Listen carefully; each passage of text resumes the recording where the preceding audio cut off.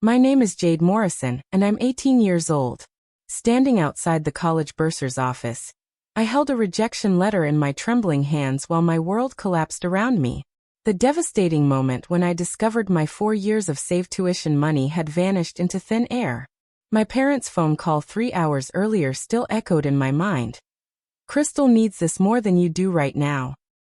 Flash to the lavish wedding reception photos flooding my social media, while I'm being told my enrollment is canceled. The crushing realization that my family chose my sister's one perfect day over my entire future. Before we dive into this heartbreaking story of family betrayal and ultimate triumph, I'd love to know where you're watching from. Please hit that like button if you've ever felt overlooked by your own family, and don't forget to subscribe for more real-life stories about overcoming the impossible. Now let me take you back to where this nightmare began, because what happened next will shock you. 6 months earlier, everything in my life seemed perfectly aligned with my dreams. I had worked 3 part-time jobs throughout high school with the single-minded determination of a girl who knew exactly what she wanted. Every Tuesday and Thursday evening, I babysat the Peterson family's twin toddlers, earning $12 an hour while helping them with their bedtime routines. Weekends found me at Morrison's grocery store, no relation to my family despite the name, where I stocked shelves and organized inventory for minimum wage. The early morning shifts before school were brutal, but every paycheck brought me closer to my goal. My third job involved cleaning offices downtown every Sunday, scrubbing floors and emptying trash cans in corporate buildings where I dreamed of one day working as a doctor. Every single dollar I earned went straight into a joint savings account that my parents had helped me establish when I turned 16. For security purposes, my mother Helen had explained, her warm smile masking what I now know was calculated manipulation. Banks feel more comfortable with adult co-signers, sweetie. We're just helping you build your future. The account grew steadily over 2 years, reaching $23,000 by my high school graduation. I had calculated every expense: tuition, books, dorm fees, meal plans, even emergency funds for unexpected costs. My spreadsheet was color-coded and updated weekly, a testament to my obsessive planning. The acceptance letter to State University arrived on a Tuesday morning in March, and I screamed so loudly that our neighbor Mrs. Chen called to make sure everything was okay. Pre-med studies with a focus on pediatrics had been my dream since childhood, inspired by the doctor who had saved my life when I contracted pneumonia at age 7. My parents' faces beamed with pride as I read the letter aloud at the breakfast table. And my father Robert even teared up slightly, something I had rarely seen in my reserved, practical father. But then Crystal announced her engagement to Derek Hamilton, and everything began to shift in ways I was too naive to recognize at the time. Derek came from old money, the kind of family that owned half the commercial real estate downtown, and had their name on hospital wings. He was 24, a junior partner at his father's law firm, and exactly the kind of catch that my mother had always dreamed one of her daughters would land. Crystal, at 22, had been dating him for only 8 months, but when Derek proposed with a 3-carat diamond ring at the country club's annual charity gala, my parents acted like they had won the lottery. The engagement party at our house 2 weeks later should have been my first warning sign. My mother spent more on flowers and catering than I had saved in 3 months of work. When I gently questioned the expense, she waved me off with a laugh that didn't reach her eyes. "Oh honey, this is a once-in-a-lifetime celebration. Crystal deserves the best, and Derek's family expects a certain level of sophistication." The way she emphasized sophistication made it clear that my practical, savings-focused mindset was somehow lacking in comparison to Crystal's effortless charm and social grace. As wedding planning intensified through the spring, I noticed subtle changes in my parents' behavior that I rationalized away, because I trusted them completely. Conversations stopped when I entered rooms. My mother spent hours on phone calls with wedding vendors, speaking in hushed tones about deposits and payment schedules. When I tried to discuss college preparation or my course schedule, their attention seemed divided, their responses distracted and brief. Crystal, meanwhile, became increasingly absorbed in every detail of her upcoming fairy tale, from the shade of ivory in her dress to the specific variety of roses in her bouquet. The first direct hit to my college fund came in early June. just 2 months before I was supposed to leave for freshman orientation. My mother approached me while I was reviewing financial aid documents in my room. Her expression carefully controlled in that way that meant she had rehearsed this conversation. "Sweetheart, we need to discuss something important about your college money. Crystal's wedding venue requires a larger deposit than we initially planned, and we were hoping we could temporarily move some of your funds to help cover the difference. Just temporarily, of course. Everything will be back to normal well before you start classes." I should have said no immediately. I should have demanded to see the contracts, asked for specifics about amounts and timelines, insisted on written agreements about repayment. Instead, I trusted the two people who had raised me, who had attended every school play and soccer game, who had taught me the importance of family loyalty above all else.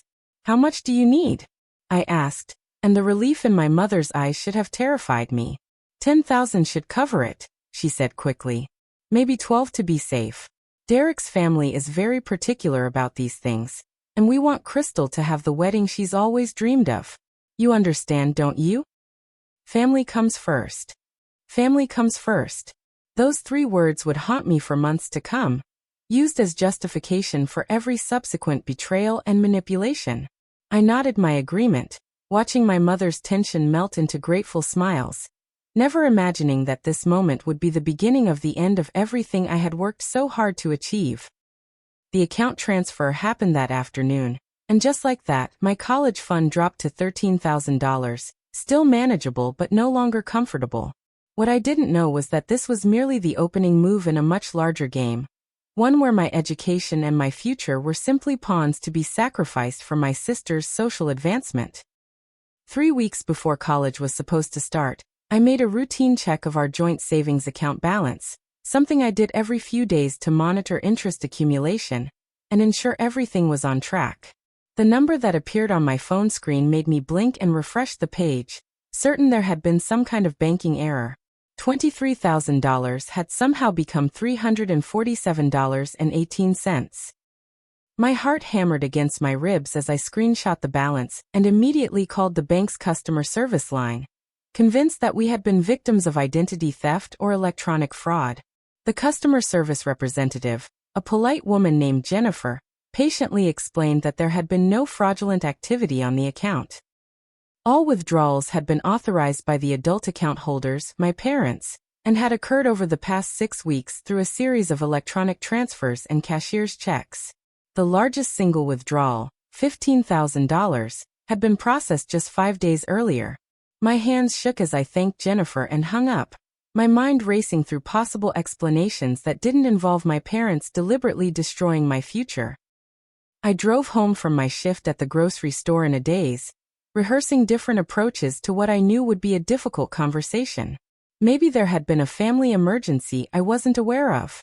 Maybe my grandfather's health had taken a turn, and they needed money for medical expenses. Maybe there was some kind of investment opportunity that would double our money before August. I clung to these possibilities as I pulled into our driveway and saw both of my parents' cars in the garage, along with Crystal's silver BMW that Derek had given her as an engagement present.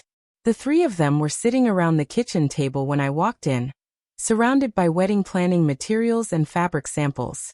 Crystal was holding what appeared to be an invoice from a florist, her face glowing with excitement as she described centerpiece options to our parents.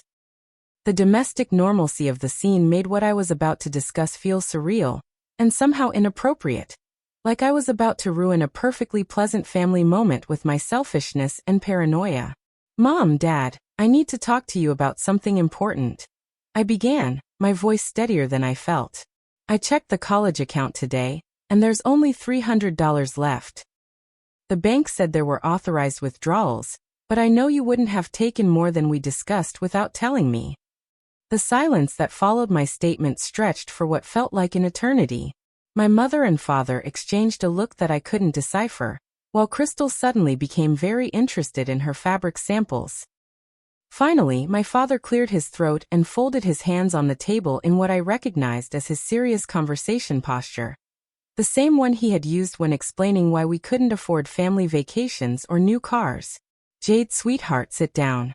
We did take the money, and we should have called you first, But things moved very quickly with the wedding preparations. His tone was calm and reasonable, the same one he used when explaining disappointing but necessary adult decisions. Crystal's venue required additional payments for upgraded catering services, and Derek's family specifically requested changes to the reception that we couldn't turn down without looking inadequate. We're talking about her future in-laws here, people who could open doors for her that we never could ourselves. I sat down heavily, my legs suddenly unable to support my weight. But that was my college money. All of it. I worked for 2 years to save that money specifically for my education. My voice cracked slightly on the word education, and I hated how young and helpless I sounded. My mother reached across the table and patted my hand with the same gesture she had used to comfort me after childhood disappointments. "Oh honey, you're being so dramatic about this. You can take student loans like most kids do. Lots of people work their way through college. But Crystal can only have one wedding, and this is her chance to marry into a family that can provide real security and opportunities." The casual dismissal of 2 years of work and sacrifice hit me like a physical blow. Student loans for $23,000 means I'll be paying them back for decades. I specifically saved that money so I wouldn't graduate with debt. I turned to Crystal, hoping for some acknowledgement of what was being taken from me. "Crystal, you know how important college is to me. You know I've been planning this since I was 16. Crystal finally looked up from her fabric samples, her expression a mixture of guilt and defensive irritation. "Jade, I'm sorry this is hard for you, but you have to understand that this wedding is about more than just one day. Derek's family expects a certain level of sophistication, and if we disappoint them now, it could affect his career prospects and our entire future together. You'll find a way to make college work. You always do." The phrase, "you always do," revealed everything about how my family viewed me. I was the responsible one, the problem solver, the one who figured things out while everyone else pursued their dreams and desires. My reliability had become a weapon used against me. My competence transformed into an expectation that I could overcome any obstacle they placed in my path. "What about my future?" I asked, hating the pleading note that had crept into my voice. "I got into pre-med specifically to become a pediatrician. If I can't start college this fall, I lose my spot in the program. I lose my dorm assignment. I lose everything I've worked for." My father's expression hardened slightly, the first sign that their patience with my selfishness was wearing thin. "Jade, you're 18 years old. You have plenty of time to figure out your career path. Crystal is 22. And this is her chance to establish herself with a family that can provide the kind of life she deserves. Sometimes we have to make sacrifices for the people we love." The irony was devastating. They were asking me to sacrifice everything I had worked for while simultaneously teaching me that I was not someone worth sacrificing for. Crystal's happiness and social status mattered more than my education, my dreams, or my future financial stability. The hierarchy within our family had always existed, but I had been too grateful for their support and too focused on my own goals to recognize how little I actually mattered in the family equation. "I can't believe you're doing this to me," I whispered, tears finally spilling over despite my attempts to remain composed. "I trusted you with my money. I trusted you to support my education." My mother's face softened slightly, but her words remained firm. "We are supporting you, sweetheart. We're teaching you that family loyalty matters more than money. Crystal needs our help right now, and we know you'll find another way because that's who you are. You're our strong, independent daughter who never gives up." That night, I lay in bed staring at the ceiling while Crystal's excitement about floral arrangements drifted through the thin walls between our rooms. My college acceptance letter sat on my desk, along with course catalogs and dorm room checklists that now felt like relics from someone else's life. In 3 weeks, I was supposed to be moving into my residence hall and beginning the journey toward becoming a doctor. Instead, I would be explaining to financial aid officers that my family had chosen to prioritize my sister's social advancement over my education, and hoping that someone somewhere would understand why that felt like the ultimate betrayal. The week leading up to Crystal's wedding transformed our house into something resembling a high-end event planning headquarters, complete with delivery trucks arriving hourly, and my mother coordinating logistics with the intensity of a military operation. I found myself conscripted into service as the dutiful sister, expected to smile graciously while watching my educational dreams subsidize every elaborate detail of what Crystal kept calling the most important day of my life. The irony wasn't lost on me that the most important day of her life was being funded by the destruction of mine. But pointing this out was apparently evidence of my selfishness and inability to prioritize family happiness. Crystal had chosen Grandview Manor as her venue, a historic estate 20 miles outside town that specialized in luxury weddings for families who wanted to make a statement about their social status and financial resources. The venue fee alone was $18,000, not including catering, flowers, music, or any of the additional services that Derek's family considered essential for a proper society wedding. When I quietly calculated that this single expense exceeded my entire college savings, my mother reminded me sharply that some things are more important than money, a statement that might have carried more weight if she wasn't simultaneously spending every penny I had earned. The morning of the rehearsal dinner, I stood in Crystal's bedroom watching her examine 3 different shades of lipstick, while a professional makeup artist arranged brushes and palettes that cost more than my monthly grocery store wages. Crystal's wedding dress hung nearby, a custom creation that had required multiple fittings and cost $7,000, more than many people spent on their first car. The dress was undeniably beautiful, with intricate beadwork and French lace that caught the light like captured starlight, but all I could see was the dollar amount that represented months of my labor and sacrifice. "Jade, you need to fix your expression," Crystal said without looking up from her mirror. "You look like someone died. This is supposed to be a celebration, and your negative energy is really bringing down the whole mood." I forced my face into what I hoped resembled enthusiasm. "Sorry, I'm just tired from helping with all the preparations." This was technically true, since I had spent the previous 3 days addressing wedding invitations, arranging seating charts, and running errands that Crystal deemed beneath her attention during her final week as a bride-to-be. The rehearsal dinner at the country club should have been my first glimpse of the world my sister was marrying into, but instead it felt like an elaborate performance designed to demonstrate that the Morrison family belonged among the social elite of our small city. Derek's parents, Hamilton and Constance, were exactly the kind of people my mother had always aspired to impress. Perfectly dressed, impeccably mannered, and utterly convinced of their own superiority. They spoke in the measured tones of people accustomed to having their opinions treated as facts, and they discussed business ventures and social obligations that existed entirely outside my understanding or experience. During dinner, I sat between my Aunt Rita and a cousin I barely knew, picking at salmon that probably cost more per pound than I made in a day while listening to Hamilton discuss his law firm's expansion into corporate mergers and acquisitions. Derek hung on his father's every word with the attention of someone desperate to prove his worthiness for inclusion in the family business, while Crystal smiled and nodded at exactly the right moments to demonstrate her suitability as a future Hamilton wife. "So Jade," Constance Hamilton said during a brief lull in conversation, "Crystal tells me you're planning to attend college in the fall. How wonderful. What will you be studying?" The question hit me like a physical blow, delivered with the casual confidence of someone who assumed that of course I would be attending college because that's what people like us did after graduation. I opened my mouth to explain that my college plans had been indefinitely postponed due to my family's decision to prioritize Crystal's wedding expenses, but my mother's sharp look across the table warned me to choose my words carefully. "I'm interested in pre-med studies," I said finally, which was technically true even if it was no longer practically possible.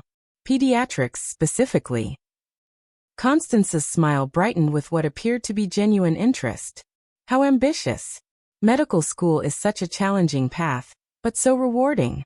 Hamilton's brother is a cardiologist in Boston, very successful practice. I'm sure he would be happy to discuss the profession with you if you're serious about pursuing it."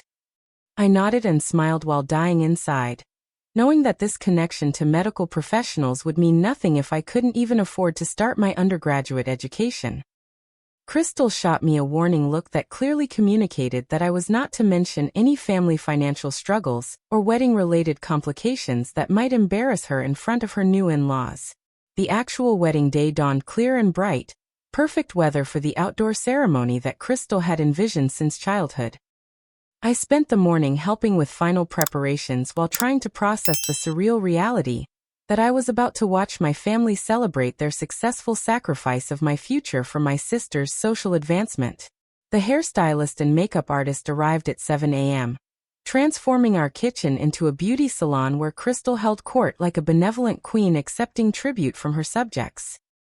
My role as maid of honor required me to wear a $200 dress in a shade of dusty rose that Crystal had selected to complement her skin tone, along with matching shoes and accessories that added another $100 to the total cost of my participation in this celebration of financial betrayal.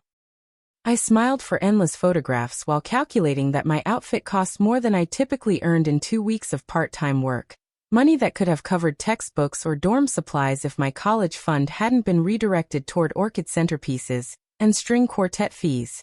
The ceremony itself was undeniably beautiful, with Crystal looking radiant in her designer gown as she exchanged vows with Derek under an archway of white roses and baby's breath.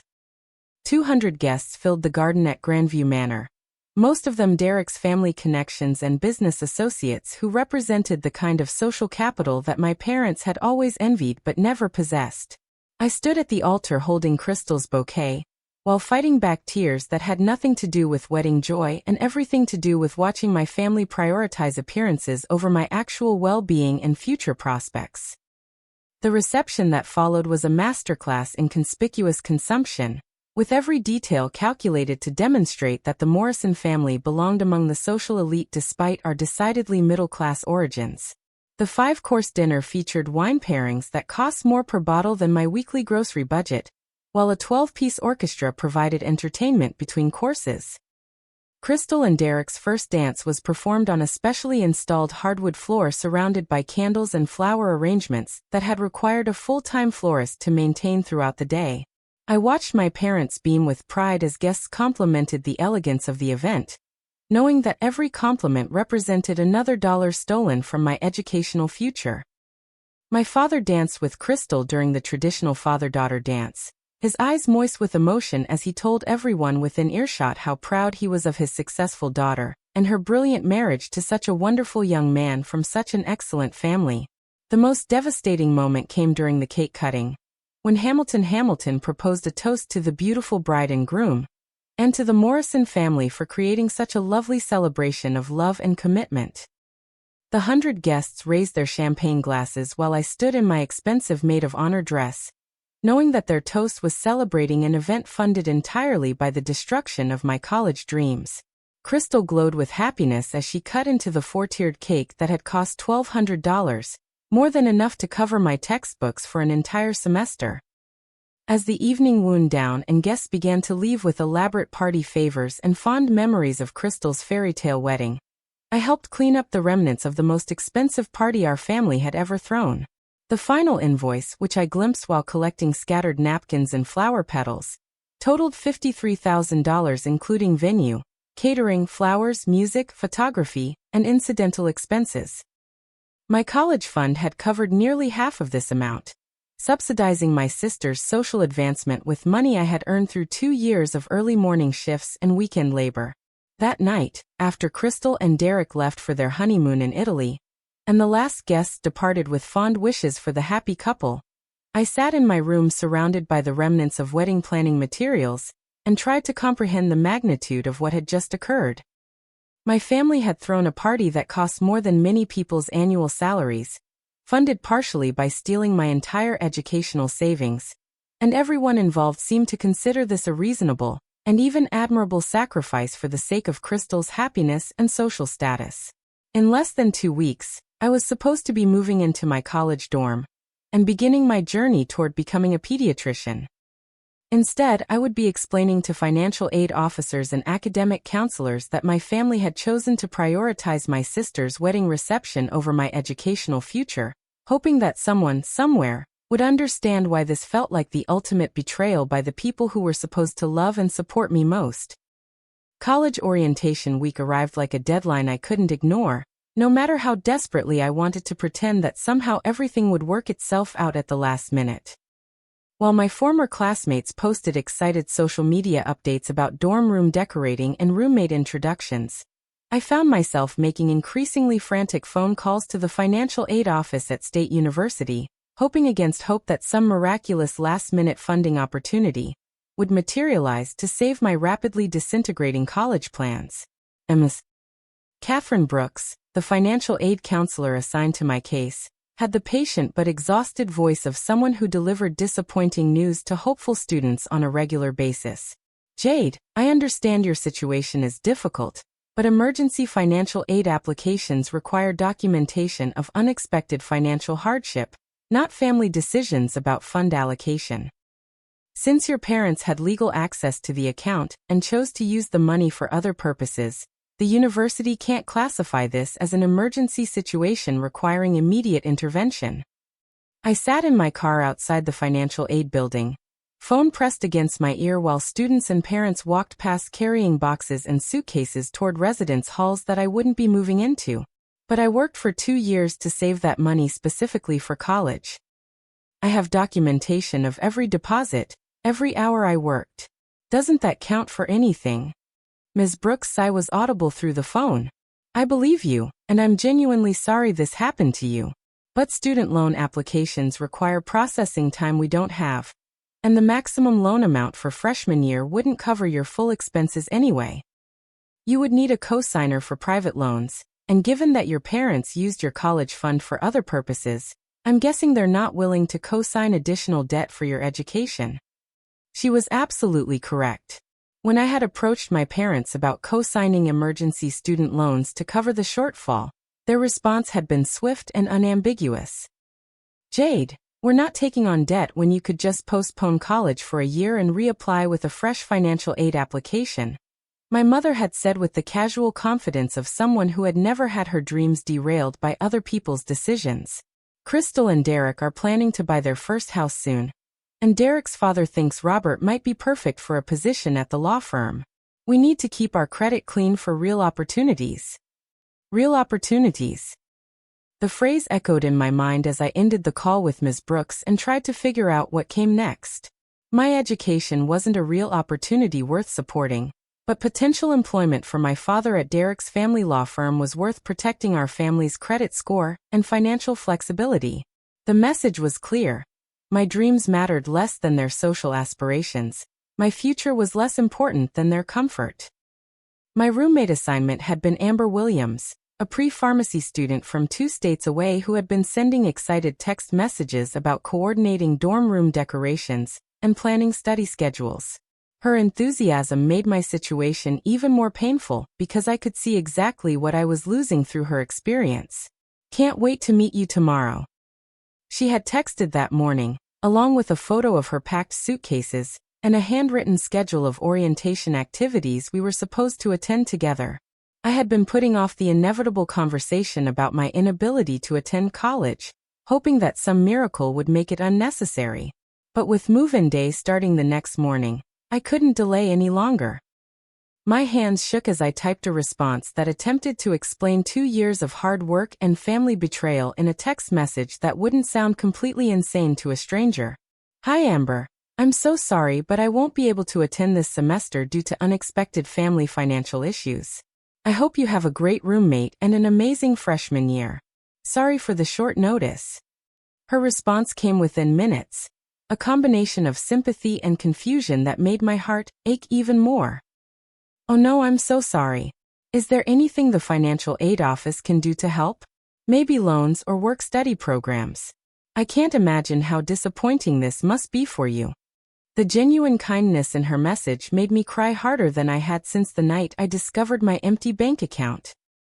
This stranger cared more about my educational future than my own family did, and she was offering suggestions and support while my parents were planning their post-wedding cruise with leftover money from Crystal's reception. That evening, my parents announced their vacation plans over dinner with the same casual enthusiasm they might have used to discuss weekend weather forecasts. Derek's family recommended this wonderful cruise line that goes through the Greek islands, my mother said while passing around brochures featuring luxury staterooms and gourmet dining options. We have enough left over from wedding expenses to treat ourselves to a real celebration of Crystal's successful marriage. I stared at the brochures, calculating automatically that their 2-week cruise would cost at least $4,000, enough to cover my first semester textbooks and meal plan with money left over for emergencies. You're going on vacation while I can't afford to start college? My father looked up from his cruise literature with mild annoyance. Jade, we've talked about this. You can reapply next year when you've had time to save up more money and explore scholarship opportunities. This cruise is a once-in-a-lifetime chance to celebrate Crystal's marriage and recover from the stress of wedding planning. The casual dismissal of my educational crisis as something I could simply postpone for their convenience was devastating in its complete lack of empathy or understanding. They had stolen my college fund to pay for Crystal's wedding, and now they were using leftover wedding money to reward themselves with a luxury vacation, while I faced the complete destruction of my academic timeline and career plans.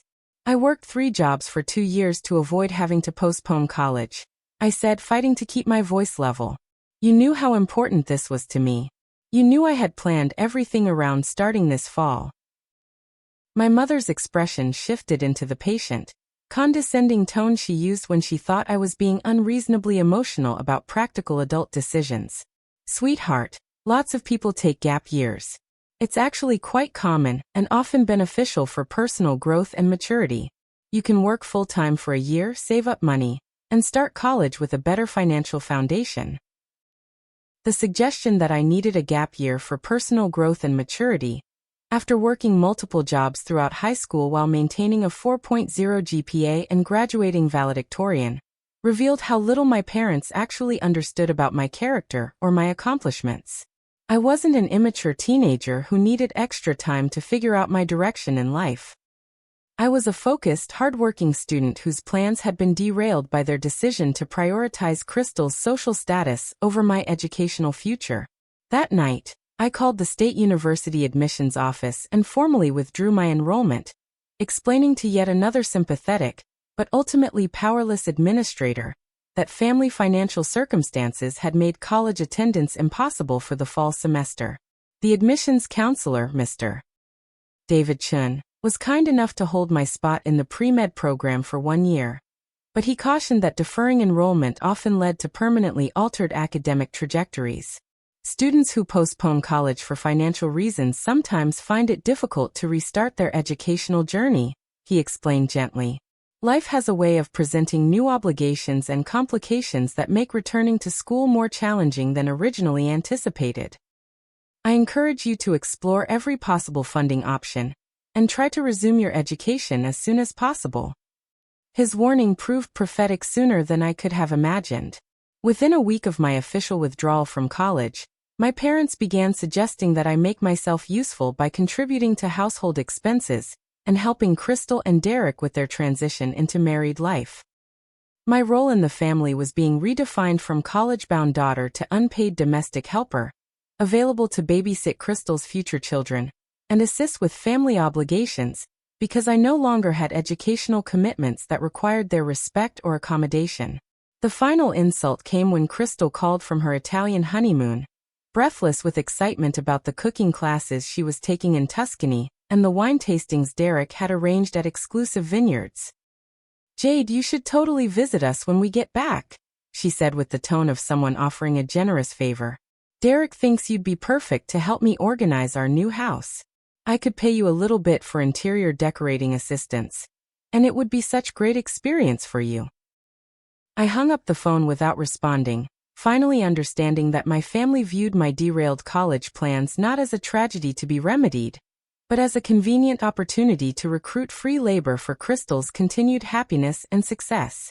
My dreams didn't matter, but my availability to support their dreams was expected and assumed. 2 weeks after I should have been starting my freshman year of college, I was instead working double shifts at the grocery store and sleeping in my childhood bedroom while my former classmates posted photos of campus life and academic adventures that now felt like glimpses into an alternate universe where families supported their children's education instead of sacrificing it for social advancement. My transformation from victim to fighter began 3 weeks after I should have started college, when my Aunt Rita made an unexpected visit that changed everything. Rita was my father's younger sister, a successful real estate attorney who had never married or had children, choosing instead to focus on building a career that gave her the independence and financial security that she valued above social conventions. She had attended Crystal's wedding but left early, citing work obligations, and I hadn't spoken to her since the reception. Rita arrived on a Saturday morning while my parents were at the farmer's market, selecting organic vegetables for the dinner party they were hosting to show off wedding photos to friends who hadn't been able to attend the ceremony. I answered the door in my grocery store uniform, having just returned from an opening shift that started at 6 a.m., and Rita's expression immediately shifted from casual family visit to serious legal consultation. "Jade, honey, you look exhausted. I heard from your cousin Beth that you didn't start college this fall. What happened with your college fund?" Her direct approach was exactly what I needed after weeks of my parents' careful manipulation and Crystal's willful ignorance of the consequences of their financial decisions. For the first time since discovering my empty bank account, I found myself talking to someone who listened without making excuses or suggesting that I should be grateful for the opportunity to sacrifice my future for someone else's happiness. Rita's expression grew increasingly grim as I explained the timeline of withdrawals, the casual dismissal of my educational goals, and my parents' vacation plans funded by wedding leftovers while I worked double shifts to pay for basic living expenses. "Jade, what they did to you is called financial abuse," Rita said when I finished my story. "You were a minor when that account was established, and your parents had a legal obligation to use those funds in your best interest. Taking your college savings to pay for your sister's wedding expenses absolutely violates that obligation." The phrase financial abuse hit me like a revelation. I had been thinking of my situation as family dysfunction or poor communication, not recognizing that my parents' actions constituted a form of abuse with legal implications and potential remedies. Rita explained that parents who served as custodians of minor children's accounts were required to act in the children's best interests, not treat those funds as family money available for discretionary spending. "Do you have documentation of your deposits and the withdrawal timeline?" Rita asked, pulling out her phone to take notes with the efficiency of someone accustomed to building legal cases from evidence and testimony. I showed her screenshots of my bank statements and employment records, along with the acceptance letter from State University and my original college budget spreadsheet. Rita's anger was visible as she reviewed the evidence, particularly when she saw that my parents had withdrawn the largest amount just days before my college orientation week. "This is beyond unethical, it's illegal. And the fact that they're now spending leftover wedding money on a vacation while you're working multiple jobs, just to survive, makes it even worse." Rita looked up from my documentation with the expression of someone who had made a professional decision. "Jade, I want to help you fight this. I'll represent you pro bono, and we're going to make them return every penny they took from your education fund." The possibility that I might actually recover my college money felt too good to be true after weeks of being told that I needed to accept the situation and move on with my life. "But they're your family too. Won't this cause problems for you with Dad and the rest of the family?" Rita's smile was sharp and determined. "Honey, your father and I may be siblings, but I didn't become a lawyer to let family members get away with abusing children. What they did to you is wrong, and I'm not going to stand by and watch you suffer the consequences of their selfish decisions." That afternoon, Rita helped me compile a comprehensive record of evidence, including bank statements, employment records, college acceptance documents, and a detailed timeline of my parents' withdrawal pattern. She explained that while parents had broad authority over minor children's finances, they also had legal obligations that my parents had clearly violated by prioritizing Crystal's wedding expenses over my educational future. "The key legal principle here is called fiduciary duty," Rita explained while organizing documents into categories that would support a potential lawsuit. "When parents control money that belongs to their minor child, they have to act in that child's best interest. Taking your college fund to pay for your sister's wedding is the opposite of acting in your best interest." The evidence we compiled painted a devastating picture of systematic financial abuse disguised as family loyalty. My parents had not only taken my college money without my informed consent, But they had done so strategically, timing the largest withdrawals to occur just before college started when it would be too late for me to seek alternative funding sources or defer enrollment with proper planning. 3 days later, Rita sent a formal legal letter to my parents demanding full documentation of the account activity and immediate repayment of all withdrawn funds plus interest and damages. The letter outlined the legal basis for considering their actions as financial abuse and warned that failure to respond appropriately would result in formal legal proceedings that could have serious professional consequences for my father. My parents' reaction to receiving legal notice from Rita was explosive and immediate. My father called me within 2 hours of receiving the letter, his voice shaking with a combination of anger and panic that I had never heard from him before. "Jade, what the hell is this legal nonsense? Rita's threatening to sue us over money we used for family expenses. Have you completely lost your mind?" His tone carried the outraged confusion of someone who genuinely couldn't understand why their victim was fighting back instead of accepting abuse gracefully. "Dad, you stole my college money to pay for Crystal's wedding. Rita explained that what you did was illegal, and I have the right to get my money back." My voice was steadier than I felt, strengthened by weeks of Rita's coaching about remaining calm during difficult conversations with family members who had abused my trust. "We didn't steal anything. We're your parents, and we used family money for family expenses. Crystal needed that wedding to establish herself with Derek's family. And you're too young to understand how important social connections are for long-term success." The conversation continued for 20 minutes, with my father alternating between angry accusations of disloyalty and desperate attempts to convince me that suing my own parents would destroy our family relationships permanently.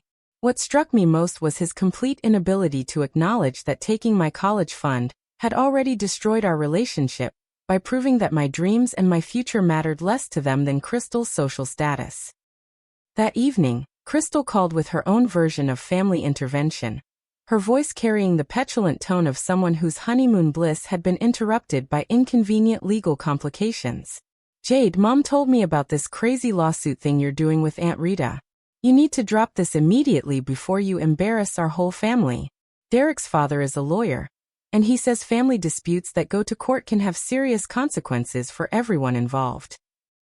The irony of Crystal invoking Derek's father's legal expertise was particularly painful, since his family's social expectations had been the justification for stealing my college money in the first place.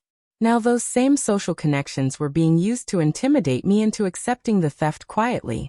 "Crystal, they used my entire college fund to pay for your wedding. I can't start school because you needed expensive flower arrangements and a string quartet." My voice carried 2 months of suppressed anger and frustration as I finally spoke the truth that everyone in our family had been avoiding. "That's such an exaggeration, Jade. The wedding costs way more than just your college money, and you can always go to college later when you've saved up more money. But I can only marry Derek once, and his family expected a certain level of sophistication that we couldn't disappoint." The casual dismissal of my educational timeline and financial sacrifice revealed everything about Crystal's character and her understanding of family loyalty. In her mind, my dreams were infinitely postponable, but her social obligations were urgent and non-negotiable. For the first time in my life, I hung up on my sister without saying goodbye, finally understanding that I was fighting not just for my college money, but for my right to be valued and respected by the people who were supposed to love me most. Rita's legal intervention had given me hope, but more importantly, it had given me permission to fight back against people who had taken advantage of my trust and love for their own selfish purposes.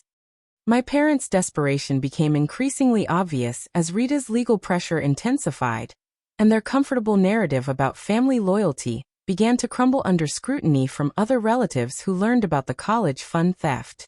Rather than acknowledging wrongdoing or attempting to negotiate a reasonable settlement, they chose to launch a counterattack designed to portray me as mentally unstable, vindictive, and jealous of Crystal's happiness and success. The whisper campaign began subtly, with carefully worded conversations during family gatherings and social events where my parents expressed concern about my emotional stability and my inability to move past my disappointment about college. According to their version of events, I was struggling with severe depression and resentment that was causing me to lash out irrationally at family members who had only tried to help Crystal achieve her dreams of a successful marriage. "We're so worried about Jade," my mother confided to our neighbor Mrs. Patterson during a conversation that I overheard through our kitchen window. "She's been acting so strange since Crystal's wedding. Almost like she's jealous of her sister's happiness. She's even gotten Aunt Rita involved in some kind of legal nonsense about college money, as if we would ever do anything to hurt our own daughter's future." The narrative was sophisticated in its manipulation, acknowledging that there had been some confusion about college funding while positioning my parents as concerned, loving people dealing with a troubled daughter who was making irrational accusations against family members who had always supported her. By framing my legal action as evidence of mental instability, rather than a reasonable response to financial abuse, they hoped to undermine my credibility and discourage other family members from taking my side in the developing conflict. Their strategy backfired spectacularly when Aunt Rita shared copies of my bank statements and employment records with Uncle Tom and Aunt Nancy, my father's other siblings, along with my college acceptance letter and documentation of my work history throughout high school. The evidence was so clear and comprehensive that their attempts to portray me as delusional or vindictive collapsed immediately under the weight of objective financial documentation. Uncle Tom's response was swift and devastating to my parents' reputation within our extended family. As the oldest Morrison sibling and the family member everyone turned to for practical advice during difficult situations, his opinion carried significant weight with cousins, aunts, uncles, and family friends who had been hearing conflicting versions of the college fund controversy. "Robert, I've seen Jade's bank records and work documentation," Uncle Tom said during a family barbecue that quickly transformed into an impromptu intervention about my parents' behavior. "She worked 3 jobs for 2 years and saved $23,000 specifically for college expenses. Taking that money to pay for Crystal's wedding wasn't a family financial decision. It was theft from a minor child who trusted you to protect her interests." The public nature of Uncle Tom's confrontation meant that other family members finally understood the full scope of what had happened to my college fund, rather than the sanitized version my parents had been circulating to maintain their reputation as responsible, loving parents. Cousins who had been asking polite questions about my gap year suddenly understood that I wasn't taking time off to explore my options, but had been forced out of college by my parents' betrayal and financial abuse. Crystal's response to this family scrutiny was to double down on her justification for accepting stolen money to fund her wedding, apparently believing that her happiness was so important that any means of achieving it were automatically justified. During the same family barbecue where Uncle Tom confronted my father, Crystal launched into a defensive speech about her right to have the wedding she had always dreamed of, regardless of where the funding originated. "Everyone keeps acting like Jade is some kind of victim, but she's not the only person in this family with dreams and goals," Crystal announced to the assembled relatives, her voice carrying the petulant tone of someone who genuinely couldn't understand why people were criticizing her choices. "I worked hard to find a good husband from a successful family, and Derek's parents expected a certain level of sophistication for our wedding. If we had disappointed them, it could have affected Derek's career prospects and our entire future together." The stunning narcissism of Crystal's justification left several family members visibly uncomfortable, particularly when she continued by suggesting that my college plans had always been unrealistic, and that I should be grateful for the opportunity to learn financial responsibility through working multiple jobs instead of having everything handed to me through family support. Aunt Nancy, who had been quietly listening to Crystal's self-serving explanation, finally spoke up with the kind of quiet authority that made everyone else stop talking and pay attention. "Crystal, honey, your sister worked 3 jobs for 2 years to save money for her education. Nothing was being handed to her. And taking someone's college fund to pay for wedding expenses isn't helping them learn financial responsibility. It's teaching them that their dreams don't matter as much as your social status." The confrontation escalated when my grandfather, the family patriarch whose opinion carried more weight than anyone else's, asked to see the documentation that Rita had compiled about the college fund withdrawals. Grandpa Morrison was 83 years old, a retired machinist who had worked 2 jobs to put his own children through college, and had always emphasized the importance of education and hard work as the foundation of family success. After reviewing the bank statements and employment records in silence for several minutes, Grandpa Morrison looked up at my father with an expression of disappointment that was more devastating than any angry outburst could have been. "Robert, I raised you better than this. Taking money that your daughter earned through her own hard work and giving it to your other daughter for wedding expenses is not family loyalty. It's favoritism and theft." The weight of my grandfather's disapproval seemed to physically impact my father, who had always sought approval from the man who had raised him to value honesty, hard work, and treating all family members with equal respect and consideration. For the first time since the college fund controversy began, my father appeared genuinely shaken by criticism that he couldn't dismiss as legal technicalities or emotional overreaction. "Dad, we were trying to help Crystal establish herself with Derek's family," my father said, his voice lacking its usual confidence and authority. "The Hamiltons expected a certain level of sophistication, and we thought Jade would understand that sometimes we have to make sacrifices for family members who need our support." Grandpa Morrison's response was quiet, but devastating in its moral clarity. "Robert, you taught one daughter that her hard work and dreams don't matter, and you taught the other daughter that she's entitled to other people's money for her personal happiness. You failed both of your children with this decision." The family gathering that my parents had probably hoped would rally support for their position instead became a public referendum on their parenting choices and their treatment of my educational aspirations. By the end of the evening, several relatives had approached me privately to offer financial assistance for college expenses and emotional support for dealing with the betrayal of family members who were supposed to protect and encourage my ambitions. Cousin Jennifer, who had graduated from college 3 years earlier with help from family members who understood the importance of education, was particularly supportive and angry about my situation. "Jade, what your parents did is unforgivable. If you need help with college applications or financial aid paperwork, I'm happy to help.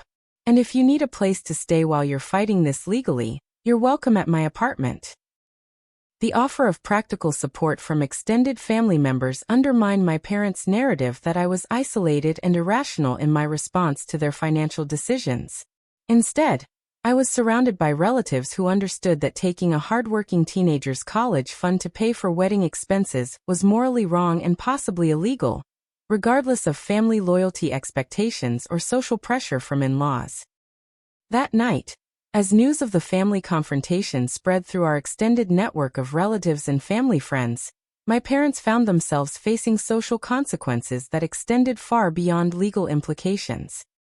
Their reputation as responsible, supportive parents had been permanently damaged by the revelation that they had stolen their daughter's college money to fund their other daughter's social advancement, and no amount of spin or manipulation could restore the trust and respect they had lost through their selfish choices.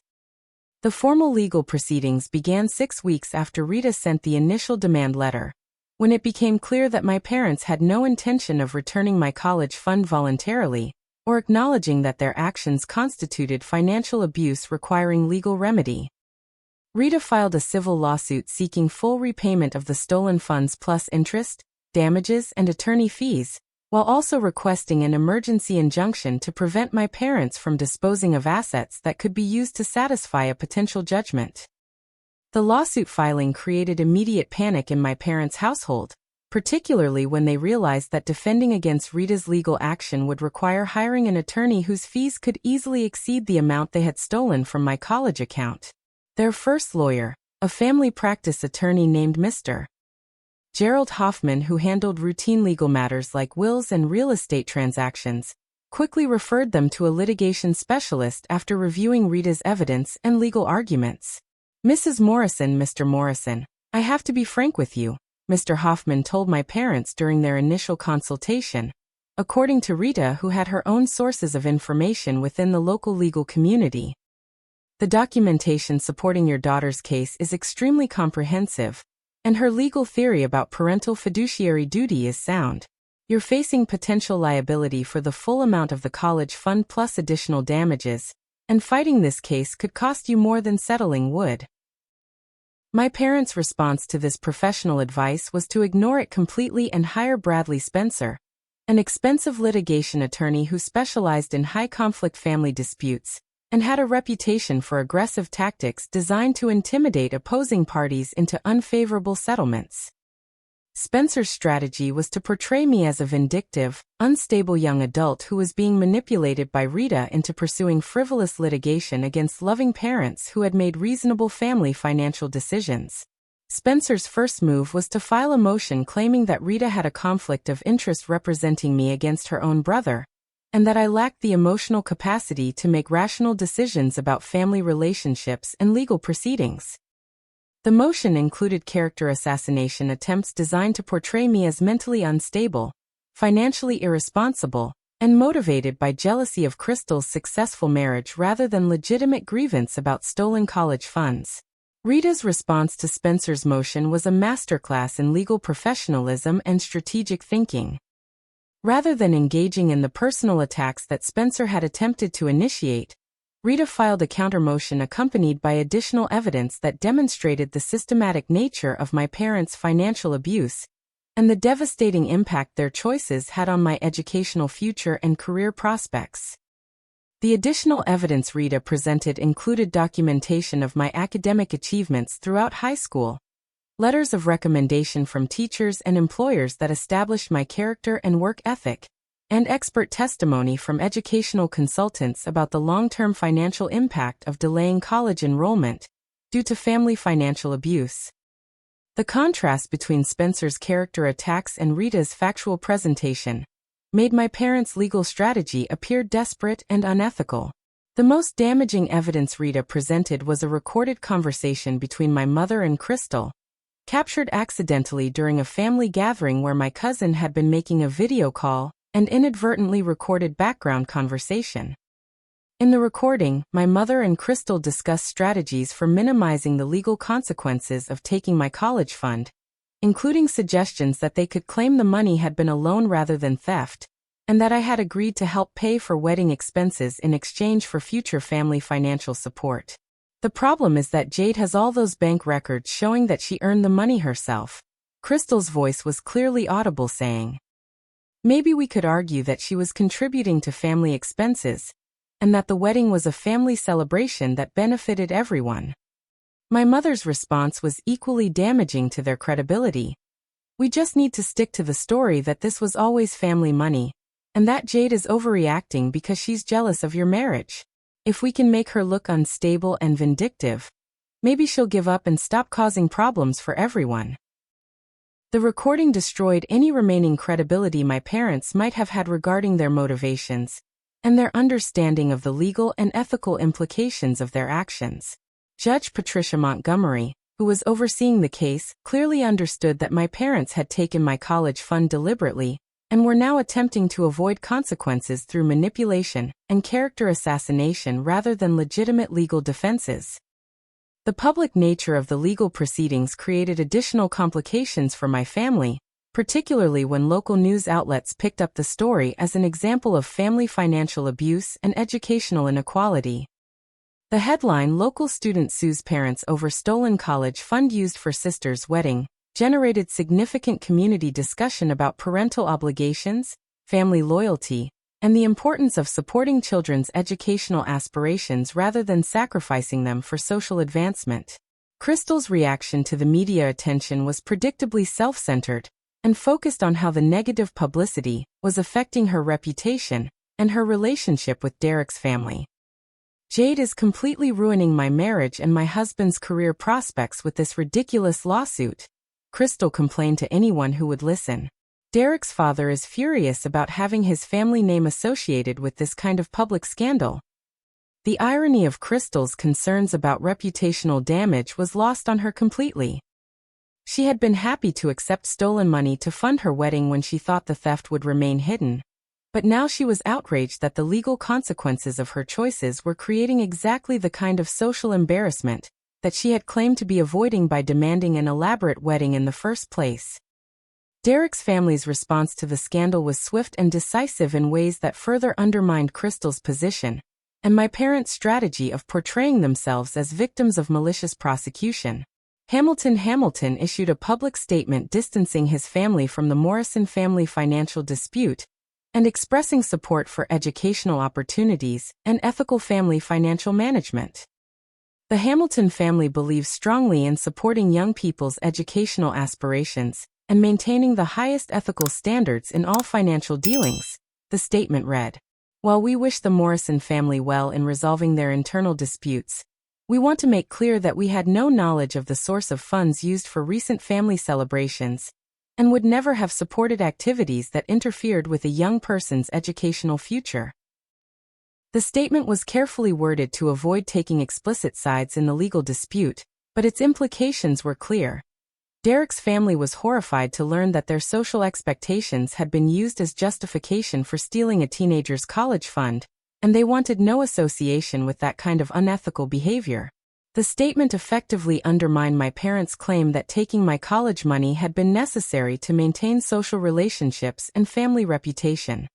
Robert Morrison's employment situation became increasingly precarious as news of the lawsuit spread through professional networks and community organizations where he had built his career and reputation.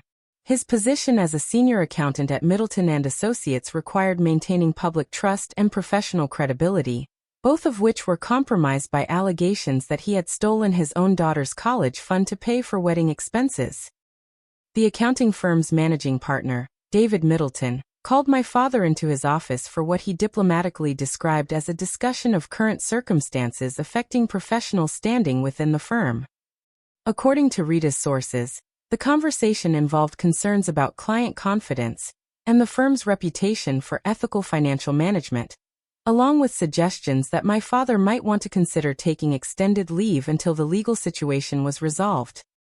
The professional consequences of the lawsuit created additional pressure on my parents to settle the case quickly and quietly, but their attorney Bradley Spencer continued to recommend aggressive tactics designed to force me to abandon my legal claims rather than seeking reasonable negotiation. Spencer's advice was motivated partially by his fee structure, which generated more revenue through extended litigation than through early settlement, and partially by his personal philosophy that family disputes should be resolved through power dynamics rather than legal principles. As the case progressed through preliminary hearings and evidence presentation, it became increasingly clear that my parents had made a catastrophic error in choosing confrontation over acknowledgement and restitution.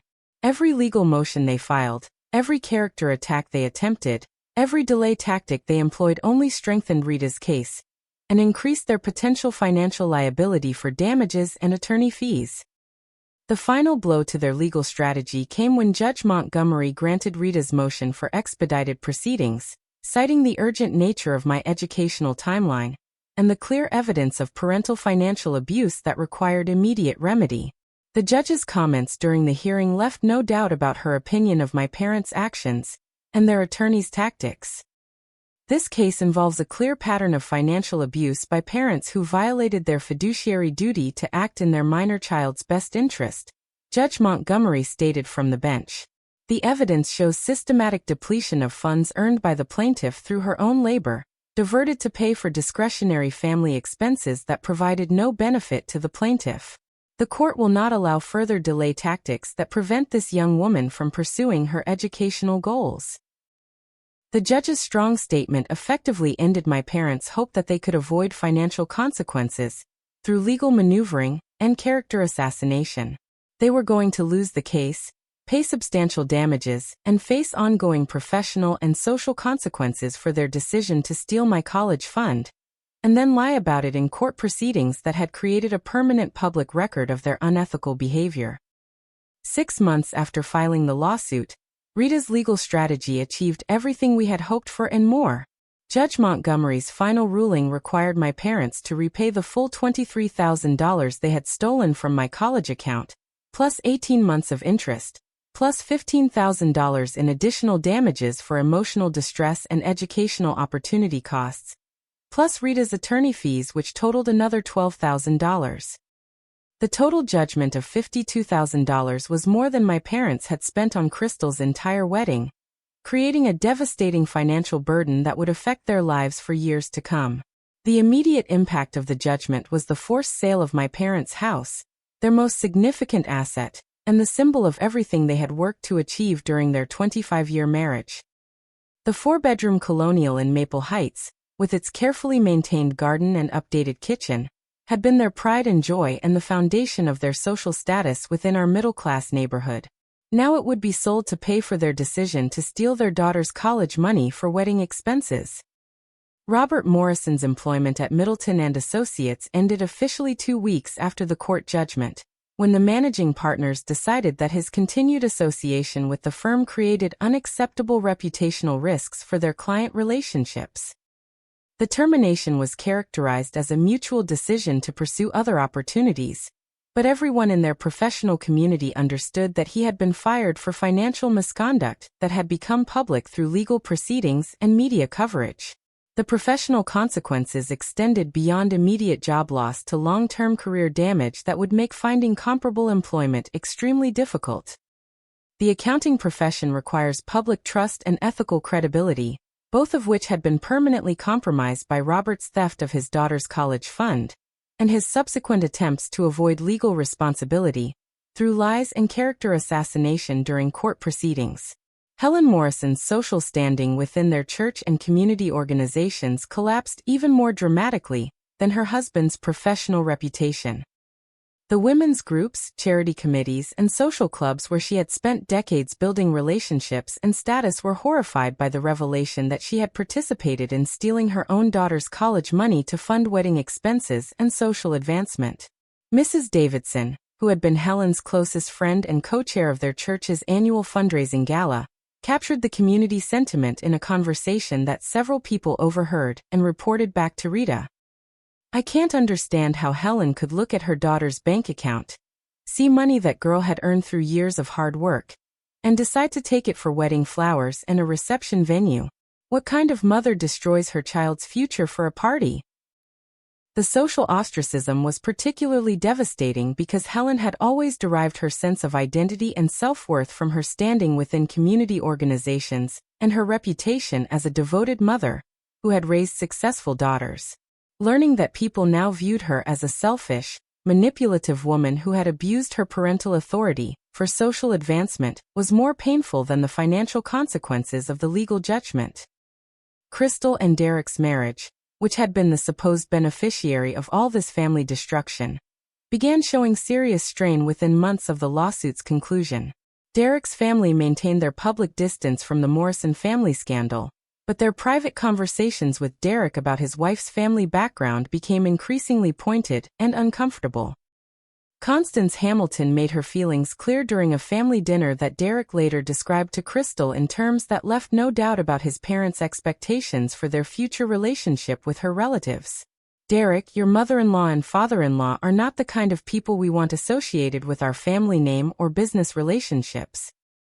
Their behavior regarding your sister-in-law's education fund demonstrates a lack of ethical standards that could reflect poorly on our family's reputation."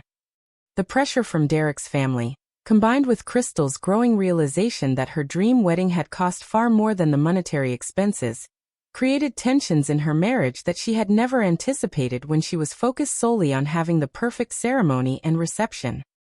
Derek began spending more time at his office and less time at home, while Crystal found herself isolated from both her husband's family and her own extended relatives who remained angry about her role in my financial abuse. The final blow to Crystal and Derek's relationship came when Derek's father made it clear that his son's future prospects at the family law firm depended partially on maintaining appropriate family associations and avoiding further scandal related to his wife's relatives. The implicit ultimatum was that Derek could have a successful career or a wife with a criminally dysfunctional family, but not both.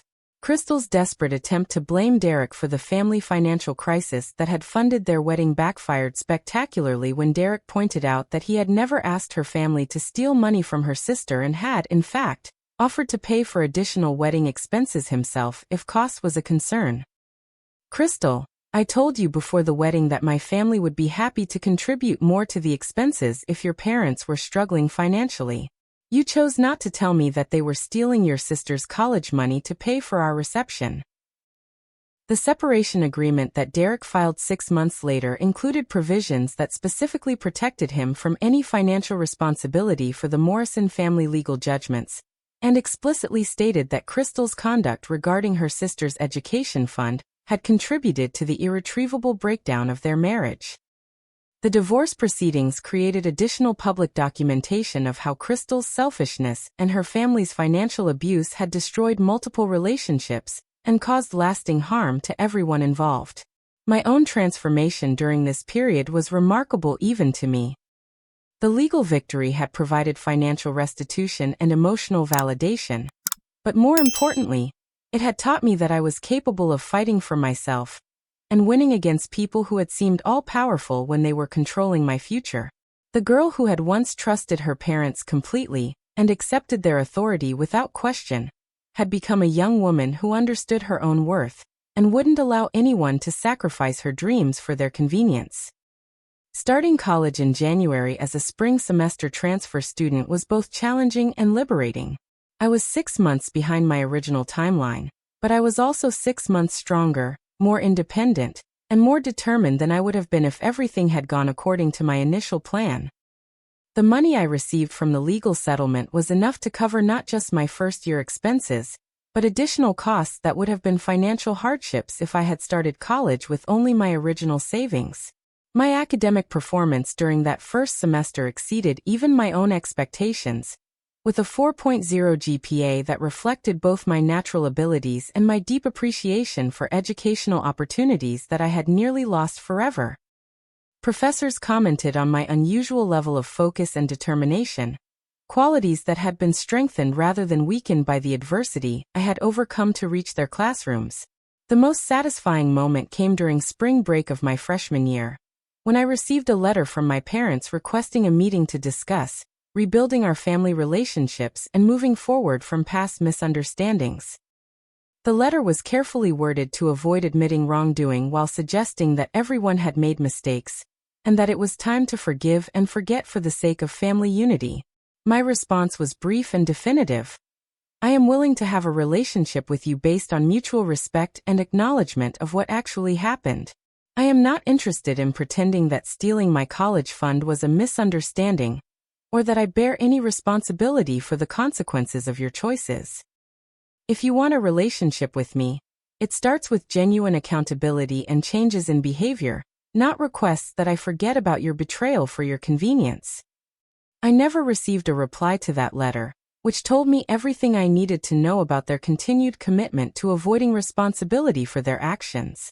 They wanted the benefits of family relationships without the obligations of family loyalty, forgiveness without accountability, reconciliation without change.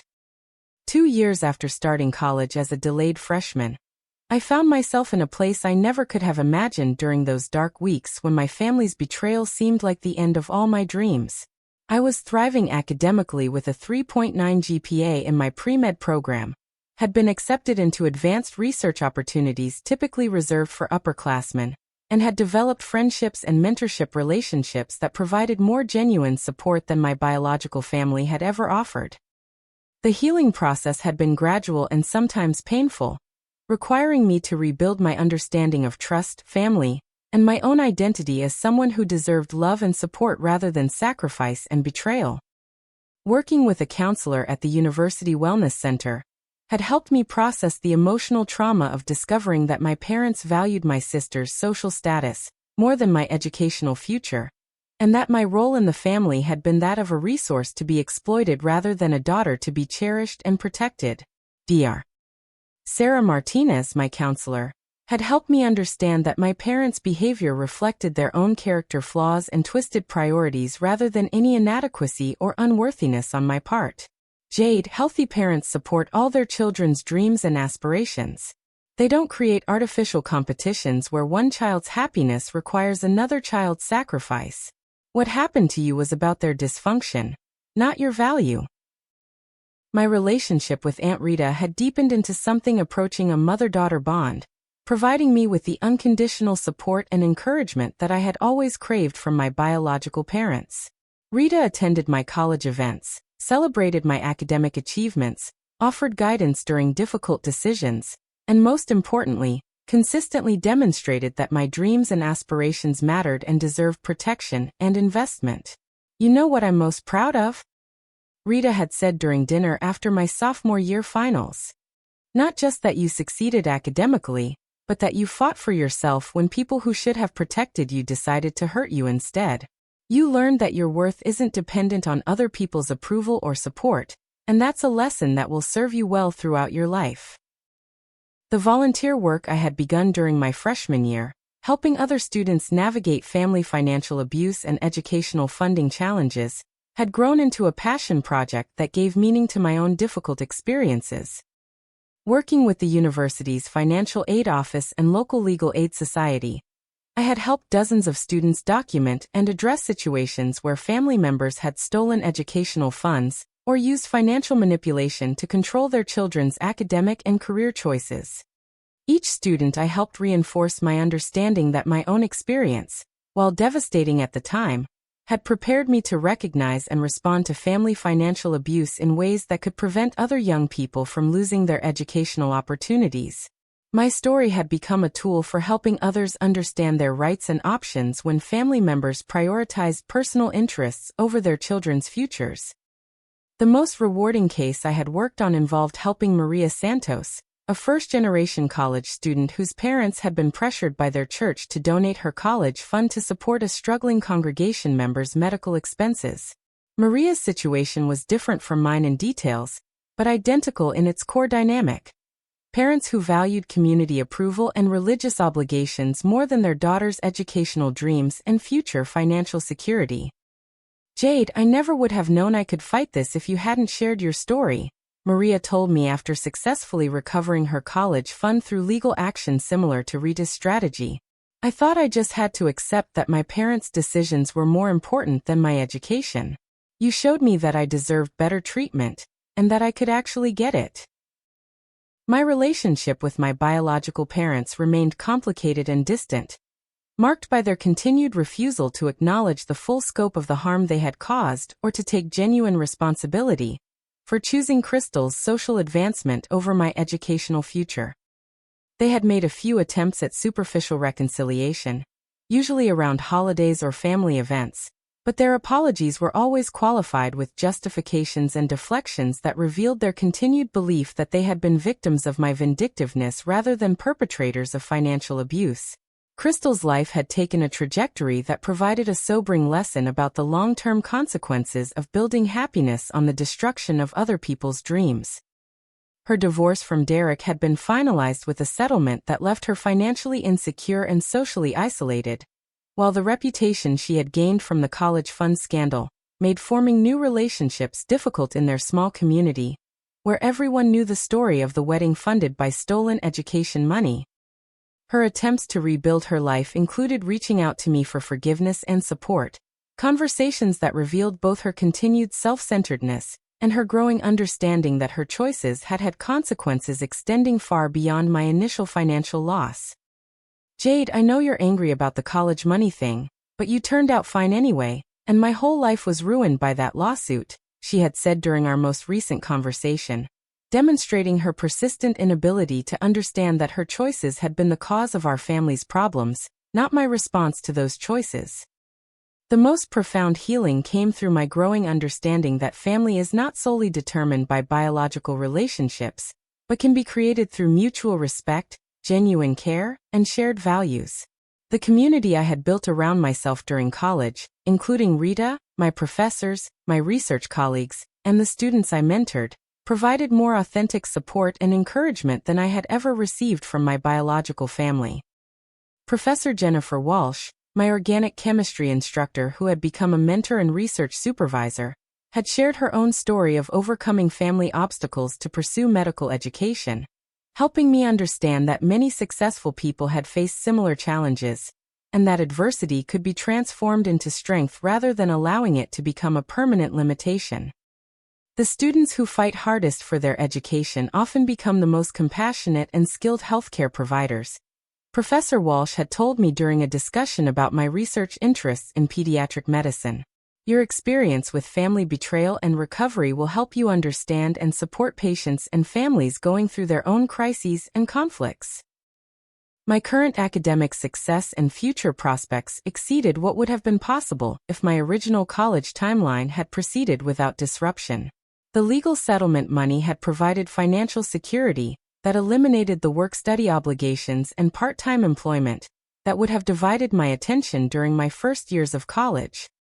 The emotional growth from overcoming family betrayal had given me confidence and resilience that enhanced my leadership capabilities and my willingness to advocate for myself and others in challenging situations.